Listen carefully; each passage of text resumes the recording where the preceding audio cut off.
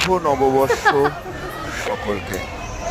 এই শুভ নববর্ষে সকলের জন্য প্রার্থনা করতে আমি আজ সপরিবারে চলে এসেছিলাম আমাদের হরিপালের বোলেরপুর গ্রামের মা বুড়োমার মন্দিরে।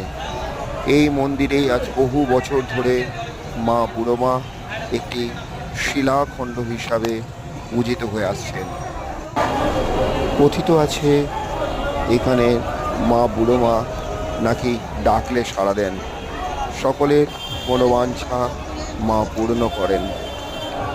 হরিপাল স্টেশনে নেবে অটো, টোটো বা পায়ে হেঁটেও আপনারা আসতে পারবেন এই মা বুড়োমার মন্দির। কিছুদিনের মধ্যেই মা বুড়োমার 16 আনা